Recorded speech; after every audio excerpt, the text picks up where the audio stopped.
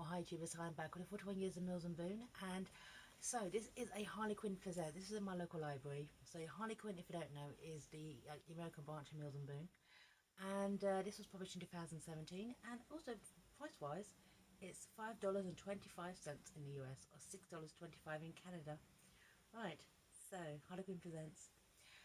Okay, title is The Consequences She Cannot Deny by Bella Francis, which is a great pen name. If that actually is your real name, kudos. Right, read the blurb. Oh my god. Talented photographer Coral Dahl cannot afford any distractions on her first major photo shoot. At the beauty of her location, the private Greek island of Hydros is nothing compared to the lethal charisma of its owner, tycoon Raffaele Rossini. A charisma that wary, innocent Cora is powerless to resist. Cora is astonished to discover that her family is scandalously entwined with Rafa's, and she had a claim on his inheritance. Branded a gold digger, she dismissed from his bed and his life. Yet the biggest surprise of all, that the one night of rapture had unexpected permanent consequences. Right, okay, gold digger.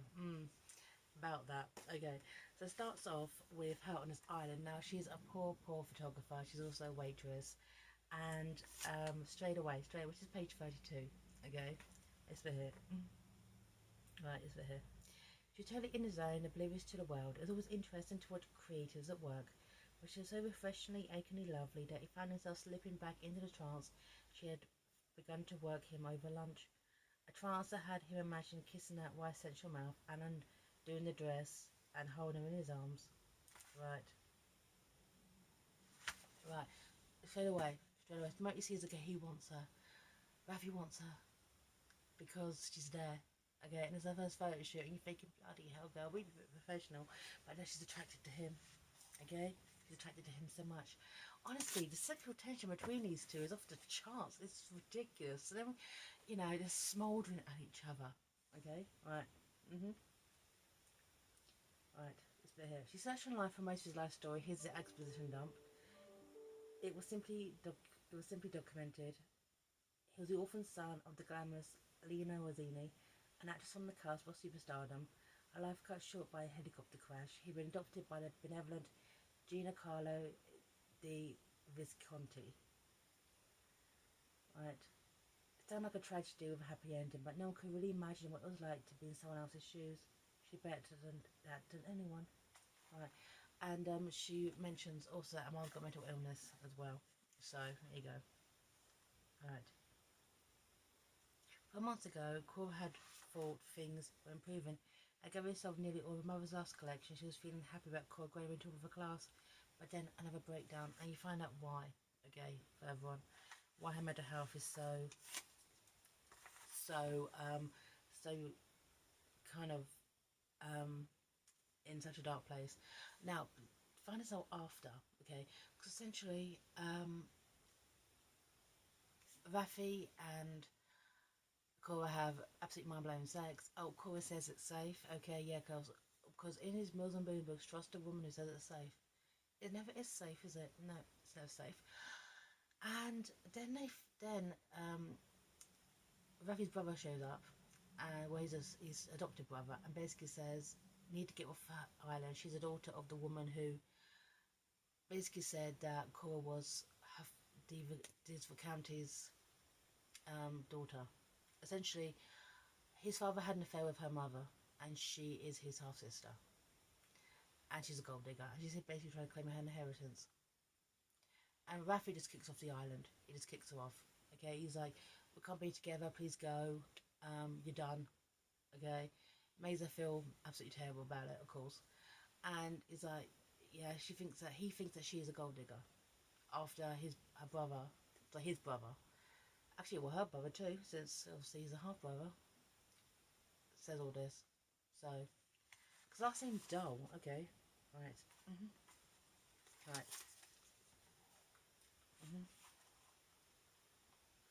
right. This bit here though, right, and this is when her mother finally confesses who her biological father is. Okay, right. I was ashamed of what I'd done, it's the mother, and even more ashamed that he didn't want me. It was his family over us. He said he didn't believe me. Have you any idea how that felt? To have my love trampled into the ground, to be denied like that? Not only me, but you too. He denied you. Then he offered me money to disappear. Well, why didn't you take it, and at least he wouldn't have been so poor? Right. Well, I was proud, don't you understand? It was all I had. I had nothing. A tiny baby, no career, nothing. It was everything I wanted, and I was sure he would come back to me. All those years of poverty, she hadn't even had her own bedroom until she was 12. No friends around. Her mother always in tears, unable to hold down an ordinary job. Pain that didn't sell, in and out of hospital. Right. But when you want to go to college, I knew I had to find him, and I did. At least I tried. I couldn't get past Salvatore. Gina Carlo was ill, and they wouldn't let me meet him. I didn't have the strength to fight Cora. Oh, Salvatore is the brother. Right. Cora looked at her, her poor mother, pregnant by a man who didn't want to know, bringing up a child all alone with no one to turn to. All the might and wealth of D Visconti said public and yet so inaccessible. Right. Right. And then, of course, but the thing is, in the meantime, Rafi is basically just ruining her career. Basically, because people say don't hire her, she's unprofessional, she can't get a job anywhere because she's a gold digger. So basically, he's like, well, I'm going to ruin your life in the meantime, okay? I'm going to ruin your life, okay? Right. But this is when Rafi is kind of thinking over Cora. This is after he's been ruining her life. This bit here. This is when he's finding out more about Linda Dahl, the Cora's mother. She delivered a baby girl 7 months after she stopped working for him, but there was no documentary evidence to suggest that the child she carried was his. The child was now living in Islington, London, and working as a waitress. A promising career as a photographer wasn't nearly so promising anymore because Rafi's been sabotaging it behind the scenes. But then Cora decides to go for a job interview. Okay, of course. And being heavily pregnant, but hey, okay. But the thing is, okay, her mentality by this point, carrying Rafi's child, even though she's never even told him that she was pregnant with his child, and her mentality, I tell you, it does come across very gold diggerish, okay? It does. Of course, she could still lift the phone and ask to be put through to a Signal Rossini, or she could walk into a Romana publishing house and demand a meeting, or she could call a tabloids or a lawyer. Because, yes, her baby, he absolutely should be providing for her and the baby. He should put up in a flat and pay for the best antenatal care, hire a housemaid, a nanny, and a driver for the Mercedes. She should have the baby's name down for right prep schools already. Right. She thought of all of that over and over again, thought of letting him know that he was going to be a father, and then putting out a hand asking for a big fat wad of cash. But history had repeated itself, so she wouldn't miss a chance of being told to take a hike. She wouldn't give him the satisfaction a second time. You don't even know this guy. You don't even know what his reaction is going to be. So I'm not a gold digger, but I should have the best. I should have nannies and a Mercedes. I should be going to prep school. I should be going in the right now for a big fat wad of cash. Yeah. None of it gold digger about you at all, Cora, is there? No. Even though. Right. But still, right. But obviously, walks into the interview, Rafi's day, Caesar, all comes out, okay? It's for here, right.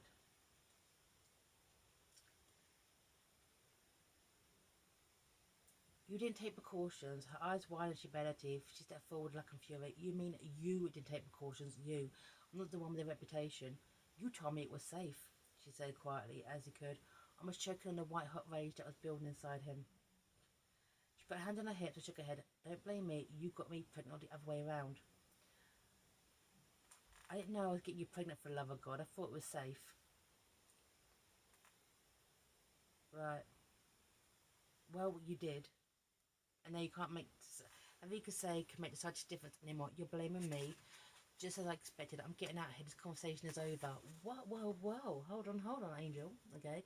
You're the one who cares to a guy. It's okay, I'm safe. Obviously, you've been on the pill or whatever. Okay? You're the one who said to this guy, oh, it's safe. You're the one who got pregnant. You're the one, okay, who are now blaming him for getting you pregnant, even though, okay, you said it was safe. Yes. It's still not God to go. Yeah, but now you turned up, okay? Yeah. Right. Right.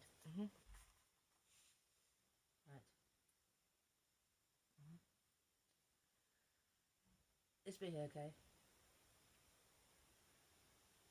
My baby does not need a father, she said, certainly not one like you. She had no idea, truly no idea, what she was saying. Did she realise that father was to protect and cherish and keep his wife and child safe? Had she any idea what world she was walking into as a the Visconti? Pregnant with a Rossini baby. In Italy, there was a media frenzy to end all others. As for Salvatore, right? There's absolutely no other option than to take control of the situation. If he was a father, his life changed for this moment forever. Right. Right. And then, obviously, okay, from that moment, obviously, Rafi is interested in his child's life. So he takes Cora to his house, obviously in London, okay? And, of course, the privilege, she loves the privilege. Yeah, Cora, especially Cora, okay, is this big, kind of like strong, independent woman, okay? But she starts to really be so jealous of the privilege. Let's be here, right? It occurred to me you might have been growing up here whilst 5 miles away across town. How different our lives must have been. She didn't mean to take that bitterness glaze her words, but it did, and the taste seeped into the air between them. Hear what you're saying, and at first to admit it, I had privilege, Clara. But I'd rather have my own mother and father alive and live in poverty with them. Yes, I would. This slapped her. He couldn't have felt his approach more sharply. I'm sorry, I never thought about it like that before. Of course you must miss your own parents. Oh yeah, of course, he's an orphan. She's forgot about that. She's totally forgot about that, you know, but privilege and money. She loves that. Right. Of course, still has this air of, I don't need you, Rafi. I don't need you. Even though I'm poor, okay, I don't need you. Yeah, right. You fits in no one. Right. Look at here. Let me say it again. I'm only here with you because of these tests. Tests to make sure she actually is a half sister of Salvatore. As soon as they're confirmed, I'm going back to my own life, in my own clothes, and if you're going to play God by refusing to give me that job at McIver, then I keep on waitressing. I don't need your charity. That was a lie. She knew it. She knew it, and he knew it. There was no photography work falling in her lap, and she was too pregnant for waitressing.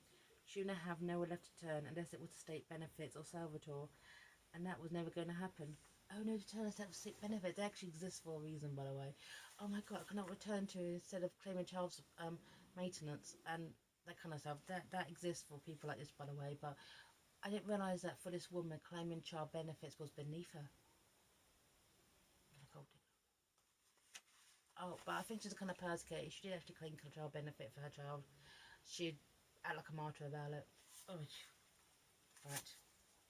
And the fact is, okay, that Cora knew nothing about sex, not until, okay, she met Rafi. But her mentality is this after, okay, they go back to Hydros and they're having great sex, okay, because she's the mother's child, whatever. And this behavior, her mentality, okay, about men. Okay, right. And God, right, right. She opened the door and then she checked if he was there. No sign, of course not. Why would he be waiting for her? It's after she's having a shower. Men cared only about sex, not intimacy. They cared about physical pleasure, not emotional commitment. He hadn't rolled her over and asked her how she was feeling after they had sex. He couldn't care less that she'd opened herself up and laid herself bare. He patted her stomach to make sure the baby was okay. Right. Wow, you so everything about men. Men don't care about emotion. Men care about this. Wow, where did you get this opinion from? Okay, Cora. Since you had Russian experience, okay, of men until you met Ravi, gave you the best of your life, of course, because this is a Muslim boon. She is such a gold digger. She said this mystificated was men and their feelings. Oh, also, okay, you know, because I slept with you, even though I said I have protection and I'm pregnant with your child. And your adopted brother's my brother, so, right, right, right.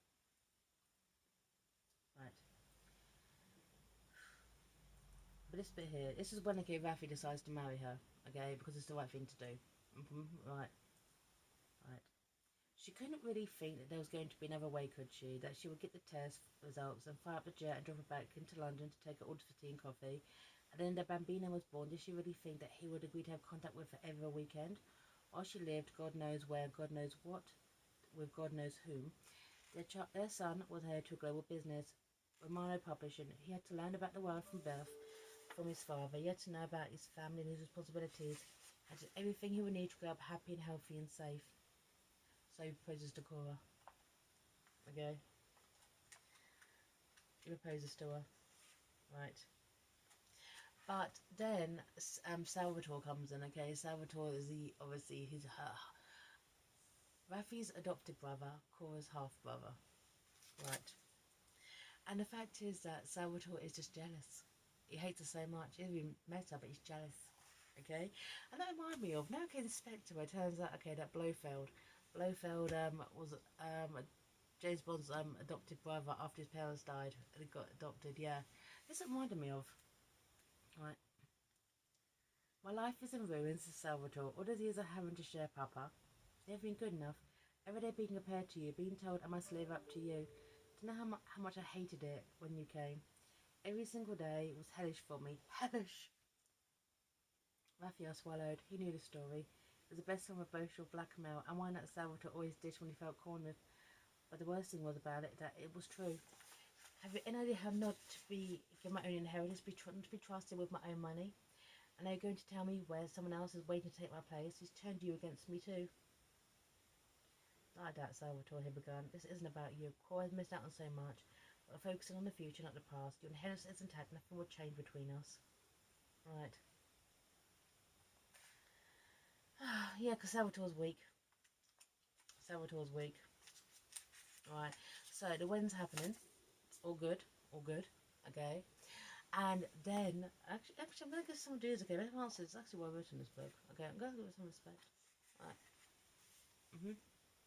Right. This is when this is on the wedding day.